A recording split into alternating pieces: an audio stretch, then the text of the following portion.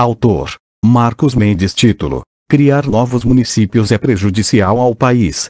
Acesso em 11 de junho de 2018. Disponível em http://www.brasiltraçoeconomia-2013/11/21-criar-novos-prejudicial-ao-país. Título: Criar novos municípios é prejudicial ao país. No dia 12 de novembro de 2013, a presidente Dilma vetou integralmente o projeto de lei complementar número 98, de 2002, PLC 98 de 2002, recentemente aprovado no Congresso, que dispõe sobre o procedimento para a criação, a incorporação, a fusão e o desmembramento de municípios, nos termos do parágrafo 4º do artigo 18 da Constituição Federal. No seu veto, a presidente alega que a aprovação da lei estimularia a criação de muitos municípios, resultando em aumento da despesa pública e em pulverização de recursos, o que prejudicaria os municípios já existentes. Frente a essa situação, cabe perguntar: criar novos municípios é, per si, algo negativo para o desenvolvimento econômico? Em contrapartida ao aumento do gasto administrativo, não haveria o surgimento de vantagens, como a maior liberdade administrativa para que alguns distritos que tenham crescido muito no passado recente estabeleçam suas próprias administrações e impulsionem ainda mais o desenvolvimento local? Ademais, o país precisa ter uma regra clara não só para a criação, mas também para a fusão, o desmembramento e a incorporação de municípios. Afinal, não se pode impedir que, em função de mudanças econômicas e demográficas, novas cidades surjam ou outras sejam fundidas ou anexadas. Se tudo ficar como está, também poderá haver desperdício de dinheiro se continuar a existir municípios em áreas que perderam importância econômica e que poderiam deixar de ter governo próprio, sendo incorporados ou fundidos a outros municípios. Cabe, então, perguntar: em que condições vale a pena criar um município? O princípio básico da organização federativa é o de que, na administração pública, o processo decisório deve ser o mais descentralizado possível. Tudo que puder ser administrado pelo município deve ser atribuído a essa esfera de governo, pois o gestor municipal está mais próximo da população e pode melhor captar suas necessidades, bem como pode adaptar a gestão às condições e restrições locais. Trata-se, pois, de um argumento relativo à eficiência na provisão de serviços públicos. Uma precondição básica para que essa eficiência realmente seja alcançada é que haja escala suficiente para a prestação de serviços públicos, para que o custo fixo de construção e manutenção das estruturas requeridas não seja elevado em relação ao custo total e aos benefícios gerados. Por exemplo, se a comunidade tiver população muito pequena, ela terá alto custo fixo para a construção e manutenção de uma escola, que acabará atendendo poucos alunos. O posto de saúde atenderá poucas pessoas. Os gastos para a construção da prefeitura e para o pagamento do salário de vereadores será o mesmo de um município maior. Logo, é fundamental que os novos municípios tenham populações grandes, pelo menos superiores a 25 mil habitantes. Outro requisito para a eficiência é que o governo municipal efetivamente arrecade impostos dos cidadãos locais em montante significativo. Arcando com parcela elevada dos custos dos serviços prestados pela prefeitura, os eleitores tenderão a ser mais vigilantes e avaliarão os custos e benefícios dos projetos desenvolvidos pelo governo municipal. A autonomia política deve ter como precondição a autonomia financeira. Assim, a tendência natural é que um distrito ou parte de um município busque a emancipação, formando um novo município, quando sua população tiver crescido o suficiente para justificar uma administração autônoma. Além disso, tal crescimento precisa ter gerado capacidade de arrecadação local de impostos. O processo de desenvolvimento econômico naturalmente gera casos de distritos que crescem aceleradamente e passam a ser mais dinâmicos e mais populosos que a sede do município. Com isso, o desenvolvimento do distrito mais dinâmico pode ser tolhido pela sua subordinação administrativa. Nesse caso, a emancipação é plenamente justificada. De modo simétrico, municípios que entram em processo de estagnação econômica e perdem população poderão vir a ser absorvidos por jurisdições vizinhas que tiveram melhor desempenho econômico e demográfico. Naturalmente, a divisão administrativa dos estados vai, ao longo do tempo, se adaptando às mudanças da geografia econômica do país. Em suma, a criação de municípios será economicamente saudável, portanto, se duas precondições estiverem presentes. 1. Os municípios devem financiar parte substancial de suas despesas com receitas arrecadadas diretamente dos habitantes locais. 2. O tamanho da população municipal deve ser grande o suficiente para garantir uma escala mínima para a oferta de serviços públicos com eficiência. O problema, no caso brasileiro, é que essas precondições não são cumpridas. Vejamos cada um desses pontos separadamente. Subtítulo: A baixa tributação local. A Constituição de 1988 elevou substancialmente as transferências financeiras que a União e os estados devem fazer, obrigatoriamente, aos municípios. Isso fez com que muitos municípios se acomodassem e relaxassem no esforço de arrecadar tributos de seus próprios habitantes. Afinal, cobrar impostos é algo sempre impopular. Para todo prefeito, é melhor sustentar as despesas locais com dinheiro que vem de fora do que avançar sobre o bolso do seu eleitor. De acordo com dados do Tesouro Nacional, em 2012, 87% da receita corrente dos municípios brasileiros advinha de transferências, com apenas 13% sendo arrecadados por meio de tributos locais. No caso dos municípios com até 15 mil habitantes, a importância das transferências cresce para 91%. Ou seja, quase nada é arrecadado localmente. Outro dado relevante para ilustrar o alto grau de insustentabilidade financeira dos municípios brasileiros: nada menos que 30% dos municípios atualmente existentes não arrecadam receita tributária suficiente para cobrir apenas os custos de suas câmaras de vereadores. Início da nota 1. Fonte: Secretaria do Tesouro Nacional. Banco de dados FINBRA referente ao exercício de 2012. Fim da nota. Quando os contribuintes locais não têm que pagar diretamente os custos da administração municipal, reduz-se a resistência à criação de novos municípios. Prevalece a ideia de que com uma nova administração municipal, seja ela necessária ou não, mais dinheiro do resto do país fluirá para aquela localidade. Antes da promulgação da Constituição de 1988, não havia grande interesse em emancipação, pois os municípios recebiam poucas transferências federais e estaduais. O orçamento de um novo município certamente seria minguado, a menos que se aumentasse a tributação local. De fato, foram poucas as criações de novos municípios durante o regime militar. Apenas 150 novos municípios entre 1970 e 1985. Início da nota 2. De acordo com o IBGE, o total de municípios do país era de 3.952 em 1970, chegando a 4.102 em 1985. Fim da nota. Após a Constituição, a situação se inverteu. Entre 1985 e 2000, foram criados 1.405 novos municípios. Início da nota 3. O total de municípios em 2000 era de 5.507 contra 4.102 em 1985. Fim da nota. Como se verá a seguir, a maioria deles pequenos, com menos de 10 mil habitantes. Subtítulo: B. Municípios pequenos e sem escala para ofertar serviços públicos. Não só foram criados muitos municípios após a promulgação da nova Constituição, como também a maioria deles é bastante pequena, tendo menos de 10 mil habitantes. Assim, o Brasil descumpre também a precondição de que as novas unidades administrativas tenham escala suficiente para oferecer serviços de forma eficiente. A preferência pela criação de municípios pequenos vem do fato de que as transferências federais e estaduais têm regras que favorecem mais os municípios pequenos. Uma importante transferência recebida pelos municípios é o Fundo de Participação dos Municípios, FPM. Ele é responsável por nada menos que 44% de toda a receita corrente dos municípios com menos de 10 mil habitantes. 4.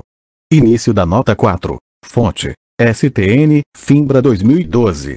Fim da nota. Ocorre que o FPM tem regras de partilha que beneficiam sobremaneira as unidades com menos de 10.000 habitantes.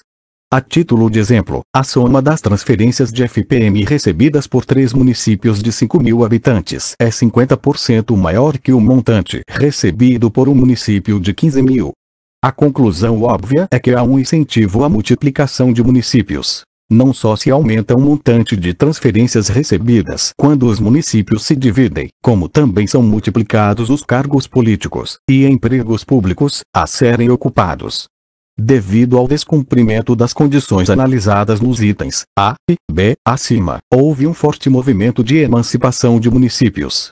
Estes eram criados não pela necessidade administrativa de dar autonomia a distritos que cresceram e se tornaram econômica e financeiramente autônomos. Qualquer vila em que os moradores conseguissem se organizar e preencher os requisitos exigidos pela legislação estadual poderia requerer a emancipação. Uma vez bem-sucedida, essa vila, elevada a município, passava a receber pouco das transferências federais e estaduais. Os volumes transferidos são tão altos, que dispensam a necessidade de se arrecadar impostos locais. O novo município pode prover diversos cargos e empregos públicos, que aumentam a renda dos cidadãos locais, sem que os mesmos tenham que custear isso por meio de impostos. A lógica de criação de municípios foi subvertida. Em vez de se buscar a autonomia de um distrito que cresceu, em termos econômicos e populacionais, busca-se a autonomia dos pequenos e estagnados pois, proporcionalmente, quanto menos populosos, maior a vantagem financeira. O processo natural de redesenho administrativo, em função do desenvolvimento econômico, foi substituído por uma disputa por verbas, cargos e empregos públicos, que desestimula o desenvolvimento econômico. Por um lado, para os habitantes de municípios pequenos, tornou-se mais fácil viver de uma renda pública do que investir em um negócio ou buscar um emprego privado.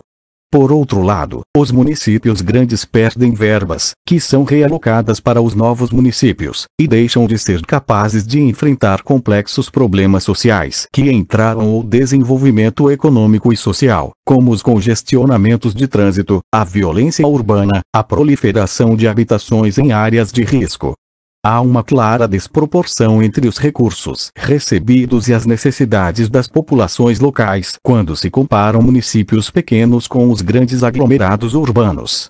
As novas administrações municipais, em vez de se instalarem em lugares prósperos, como suporte ao desenvolvimento econômico já em curso na localidade, vão se instalar em locais estagnados, de baixa produtividade e sem maiores perspectivas econômicas. O desenvolvimento econômico, em uma economia capitalista, se dá por meio do crescimento do setor privado, e não do governo. Mais dinheiro público em lugares sem condições para o desenvolvimento do setor privado não fará a mágica de despertar o empreendedorismo ou de criar novas atividades econômicas rentáveis. Pelo contrário, aumentará a dependência da população local em relação ao dinheiro e ao emprego público. Dado que o Fundo de Participação dos Municípios é repartido entre municípios de todo o país, os estados que criassem mais municípios conseguiriam tirar recursos de outros estados que fossem mais lentos no processo de redivisão administrativa. Para estancar essa disputa, a Lei Complementar número 62, de 1989, tornou fixa a participação total de cada estado no FPM. Assim, a criação de um novo município implicaria perdas fiscais apenas para os municípios do mesmo estado, o que reduzia o incentivo do governo estadual para estimular o recorte administrativo. Adicionalmente, para estancar o processo desordenado de repartição municipal, que tem efeito deletério sobre as finanças e a qualidade da gestão pública, o Congresso Nacional aprovou a Emenda Constitucional número 15, de 2006, EC 15 de 96, que alterou o parágrafo 4º do artigo 18, para determinar que uma lei complementar deveria estipular os critérios exigidos para a criação, incorporação, fusão ou desmembramento de municípios. A lógica da EC 15 de 96 era de que, tendo em vista ser politicamente muito difícil alterar as regras de partilha das transferências federais e estaduais aos municípios, e, portanto, reduzir os incentivos à criação de municípios ineficientes, a solução seria a criação de critérios mínimos mais rígidos que exigissem, por exemplo, um elevado tamanho mínimo de população como pré-requisito à emancipação. 5. Início da nota 5. Outras medidas de cunho similar foram adotadas para evitar o excessivo gasto administrativo dos municípios financiados pelo dinheiro fácil das transferências, como a imposição de limite máximo para a despesa das câmaras municipais, imposto pela Emenda Constitucional número 25, de 2000. Fim da nota. Contudo, o Congresso passou vários anos sem aprovar a lei federal exigida pela EC 15 de 96. Tal situação tornou-se confortável para o Poder Executivo Federal, que, durante os anos 90, em especial a partir de 1999, lutava para conseguir equilibrar as contas fiscais. Assim, na primeira década do novo século, o presidente da República vetou 2 projetos de lei aprovados pelo Congresso para regulamentar a EC 15 de 96. Início da nota 6. A esse respeito vide criação, incorporação, fusão e desmembramento de municípios, de Maria S. B. Lorenzetti, Consultoria Legislativa da Câmara dos Deputados. Disponível em http://www.câmara.leg.br/documentos-e-pesquisa/publica-cois/historic-50-17.pdf. Fim da nota. Provavelmente a intenção do Executivo Federal era manter congelada a possibilidade de se criar mais municípios pequenos e economicamente inviáveis. Se, por um lado, essa situação de vácuo legal impedia a expansão predatória de municípios, por outro bloqueava a legítima emancipação de distritos que vinham experimentando desenvolvimento econômico. O país não podia permanecer com seu recorte administrativo congelado indefinidamente. Foi por isso que o Congresso aprovou o PLS 98 de 2002, que acabou tendo o mesmo destino das tentativas anteriores: o veto presidencial. A razão básica do veto, e para o argumento de que haveria a criação de um grande número de municípios, parece ser o fato de que o PLS 98 de 2002 fixa populações mínimas muito baixas para os novos municípios. Isso permitirá a permanência da lógica atual de se criar municípios pequenos, sem escala e em áreas sem grande perspectiva econômica. Segundo o texto aprovado, esses limites são: regiões Norte e Centro-Oeste, 5.997 habitantes; região Nordeste, 8.396 habitantes; regiões Sul e Sudeste, 11.995 habitantes. Os limites fixados para o Norte, Nordeste e Centro-Oeste são inferiores a 10.000 habitantes. Ocorre que municípios menores que 10.188 habitantes são justamente os mais beneficiados pelos atuais critérios de partilha do FPM. Portanto, permanecerá o grande incentivo à criação de municípios com finalidade puramente de absorção de transferências federais e estaduais. Até mesmo no caso dos municípios do Sul e Sudeste permanece tal incentivo. A divisão de um município de 24.000 habitantes em 2 de 12.000 habitantes, acima, portanto, do limite mínimo de 11.995 habitantes, promoverá um ganho de 14% nas transferências recebidas em conjunto pelos 2 novos entes federativos, de acordo com as regras vigentes do FPM. É verdade que o PLS 98 de 2002 faz diversas exigências que deveriam, em tese, evitar a criação de municípios de baixa capacidade fiscal. Há, por exemplo, a necessidade de aprovação de um estudo de viabilidade municipal, onde se analisariam diversas dimensões, desde a viabilidade fiscal até questões ambientais.